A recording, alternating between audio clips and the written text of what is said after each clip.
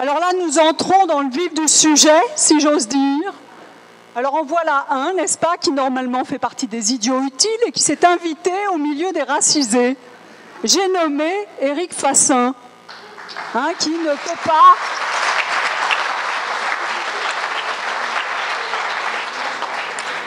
qui visiblement ne peut pas tenir sa place. Parce qu'il en a une aussi, vous en avez une, en tant qu'homme blanc, dominant, participant de la suprématie blanche et particulièrement équipé en privilèges. Alors, je m'étonne que vous passiez maintenant, n'est-ce pas, surtout sachant quel est votre passif. Donc, j'appelle à la barre Éric Fassin, sociologue.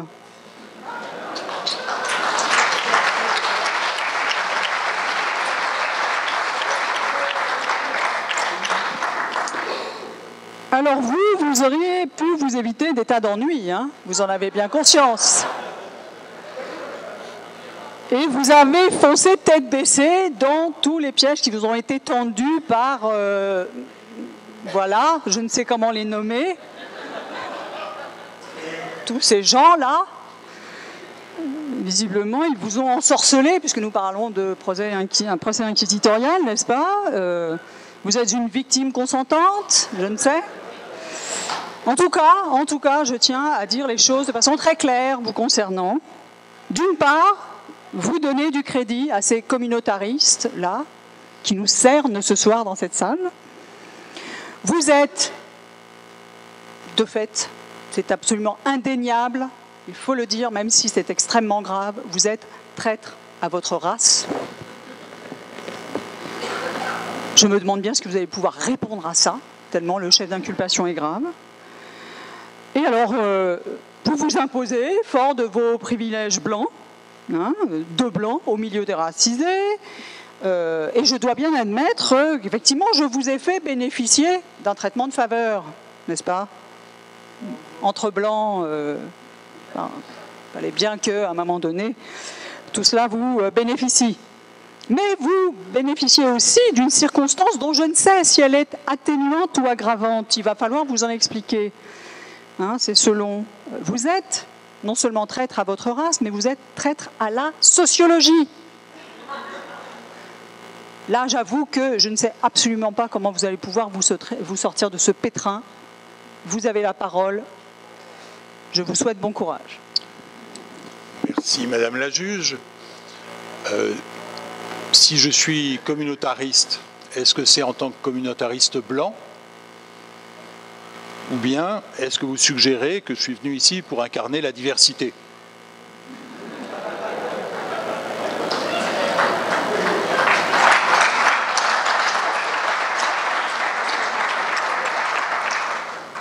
En tout cas, il est difficile d'être à la fois communautariste et traître à sa race.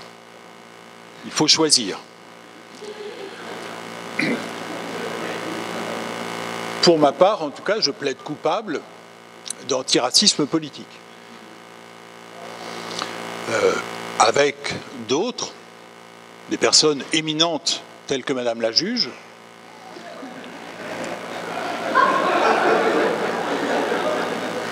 nous avons co-signé une tribune qui était un manifeste pour un antiracisme politique il y a un an.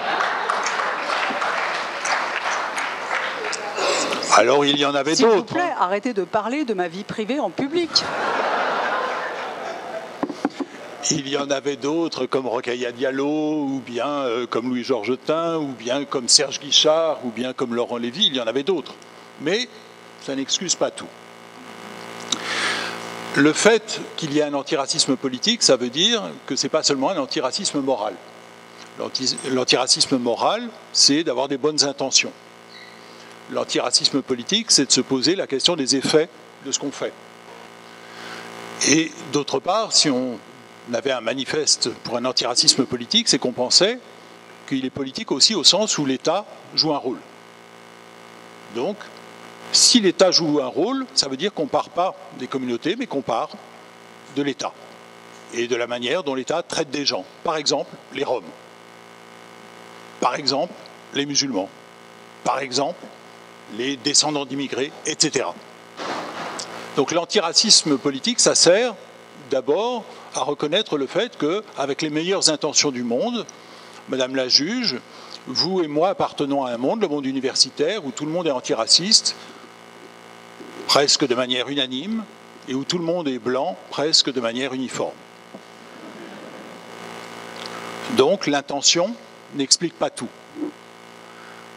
Si on veut avoir un antiracisme politique, eh bien, ça a un avantage, c'est que si on voit ce que l'État fait à des gens, on s'aperçoit que l'État s'adresse à des gens différents et donc qu'il peut y avoir des coalitions possibles. Des coalitions entre des gens qui sont différents mais qui quand même sont confrontés à l'État d'une manière ou d'une autre. Le deuxième intérêt de cette politique de coalition, c'est que ça nous permet ensuite de nous apercevoir qu'on n'est pas d'accord entre nous sur des tas de choses. C'est-à-dire de faire de la politique comme tout le monde. De commencer à discuter de tous les sujets qui nous divisent aussi. Mais d'abord en partant de ça, c'est-à-dire du fait que l'antiracisme ne peut pas être un antiracisme uniformément blanc. Aujourd'hui, si on a un antiracisme de couleur et un antiracisme blanc, eh bien c'est une défaite des deux côtés. Donc pour ma part, je crois à un antiracisme politique. Et donc, je me fais traiter de traître. Par exemple, j'ai reçu, la veille de Noël, il y a 1 an et demi, une lettre chez moi avec un petit dessin reproduit d'un tract de 1943 qui disait « Où qu'il soit, quoi qu'il fasse, les traîtres seront châtiés ». Et il y avait une potence pour décorer. Donc ce manifeste que j'ai reçu à la maison et qui était anonyme, c'était parce que justement je participais, je justifiais, je légitimais le grand remplacement. C'est-à-dire le chef d'accusation qui a été formulé ici. Donc effectivement, je crois que c'est ça la bataille aujourd'hui. Et pourquoi ça gêne des gens si des gens comme moi, blancs, se sentent concernés par le racisme, et y compris les politiques de racialisation de l'État? Pourquoi c'est gênant? Parce que ça rend difficile de dire qu'il y a d'un côté les communautaristes et de l'autre les universalistes. Aujourd'hui, eh bien, ce dont on s'aperçoit, c'est que souvent les universalistes sont blancs et ils ne se font pas traiter de communautaristes et que souvent, ceux qu'on traite de communautaristes, ils ne sont pas blancs. Donc le fait de ne pas être à sa place, c'est aussi une manière de faire que ça se dise un peu moins facilement. Et ça crée quelque chose qui, à mon avis, peut avoir une utilité politique. Cette utilité politique, c'est de dire qu'il y a en fait non seulement un paradoxe minoritaire. Le paradoxe minoritaire, c'est qu'il y a des gens qui demandent à prendre la parole en tant que minorité, pour ne pas être traités en tant que minorité. Ça, c'était l'idée de Joan Scott, l'historienne. Mais il y a aussi un paradoxe majoritaire. Le paradoxe majoritaire, c'est qu'aujourd'hui, il est, à mon sens, souhaitable qu'il y ait des Blancs qui prennent la parole pour dire qu'ils ne partagent pas le fantasme d'une France blanche. Merci.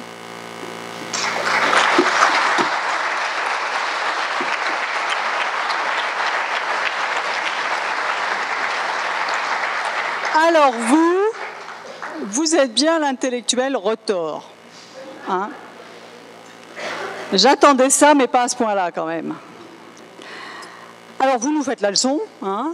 C'est sans doute une déformation professionnelle. Ah oui, hein, on ne se refait pas. Pour vous disculper, hein, vous nous promenez autour de toute une série de considérations très fumeuses, sur lesquelles je ne vous suivrai évidemment pas. Hein.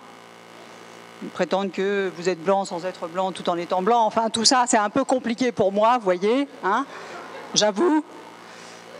Et alors cette tentative que vous faites là de nous placer sur le même plan, comme si nous avions des affinités quelconques, mais je ne vous autorise pas, Monsieur Fassin, à ce genre de procédé. Et donc, vous nous détournez de notre objectif qui consiste à établir votre culpabilité. Alors, que vous prétendiez la justifier avec je ne sais quelle idéologie de nous sommes les alliés des opprimés, et j'entends bien parler non pas à la place ni devant, mais derrière et en sourdine des opprimés. Là aussi, je tiens complètement à débusquer ce procédé auquel vous vous êtes livré là. Donc vous n'avez pas arrangé votre cas, je tiens à vous le dire, ni d'abord en vous insérant au milieu des racisés, là, j'ai bien vu le procédé que vous avez utilisé, ni en prétendant plaider la cause de l'antiracisme politique, qui, pour ma part, et jusqu'à preuve du contraire, est une atteinte à la cohésion sociale, est une atteinte, je dirais même, à la sûreté de l'État. N'est-ce pas, La situation est grave.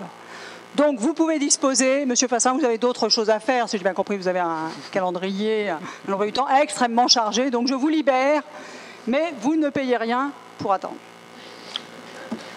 Permettez-moi. Un mot.